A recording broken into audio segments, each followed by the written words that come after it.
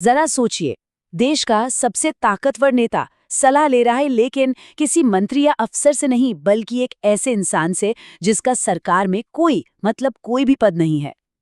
आज हम भारतीय राजनीति के इसी दिलचस्प और कह सकते हैं रहस्यमयी पहलू को समझने वाले हैं। ये कहानी है उन बाबाओं और गुरुओं की जिनका सत्ता पर जबरदस्त प्रभाव रहा। तो चलिए इस कहानी की शुरुआत करते हैं एक ऐसे सवाल से जो आज भी आप कह सकते हैं सत्ता के गलियारों में गूंजता है। कल्पना कीजिए जरा, सरकार का एक मंत्री और उसे फोन पर एक आध्यात्मिक गुरु धमका रहा है, और मजे की बात यह कि कोई कुछ कर भी नहीं पा रहा। ये वाकया हमें सीधे उस दौर में ले जाता है जब ऐसा लगता था कि सरकार असल में आध्यात्मिक सलाहकार चला रहे हैं।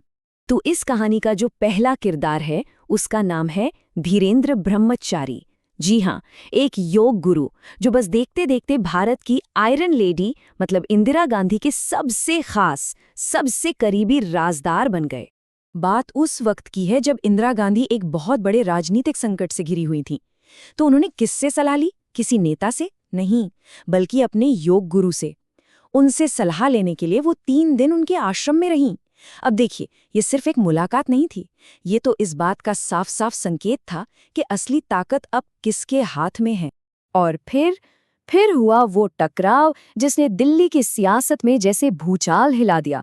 एक तरफ थे सरकार के एक मंत्री आई.के. गुजराल और दूसरी तरफ प्रधानमंत्री के सबसे करीबी धीरेन्द्र ब्रह्मचारी। ब्रह्मचारी ने सीधा फोन उठाया और मंत्री जी को धमका दिया।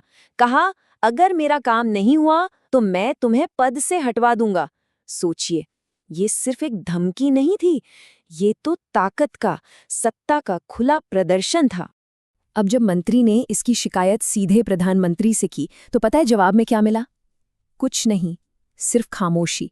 और देखिए, राजनीति में ना खामोशी का मतलब अक्सर हाँ होता है। ये साफ हो चुका था कि अगर ब्रह्मचारी नाराज हैं तो इसका मतलब है कुर्सी गई।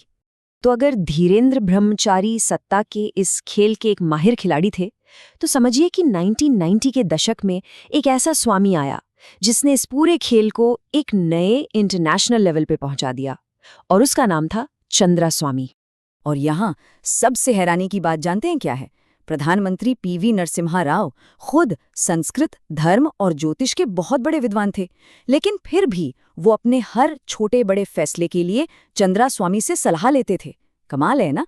एक और दिलचस्प बात, चंद्रा स्वामी को अंग्रेजी नहीं आती थी, बिल्कुल नहीं, लेकिन उनके भक्त दुनिया भर के राष्ट्रपति, ताकतवर नेता और अरबपति, उनके आश्रम के बाहर महंगी महंगी विदेशी लग्जरी गाड़ियों की लाइनें लगी रहती थीं।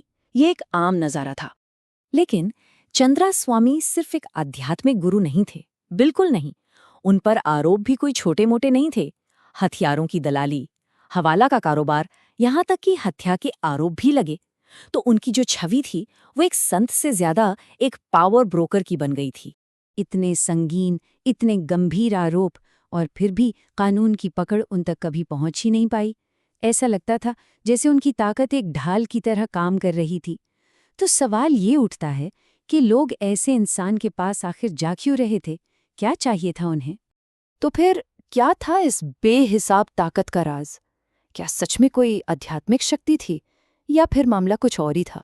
इसका जवाब असल में बहुत सीधा और सरल है। उनकी असली ताकत किसी आध्यात्म या ज्ञान में नहीं थी, नहीं, उनकी असली ताकत थी सत्ता के केंद्र से उनकी नजदीकी। बस यही। मतलब साफ है, लोग चंद्रा स्वामी के पास आशीर्वाद लेने नहीं जा रहे थे, वो तो प्रधानमंत्री तक पहुंचने का एक रास्ता, एक शॉर्टकट खोजने जा रहे थे।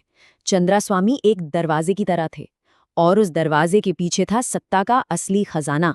तो ये सिर्फ एक या दो लोगों का खेल नहीं था, नहीं, ये एक पूरा का पूरा सिस्टम बन चुका था।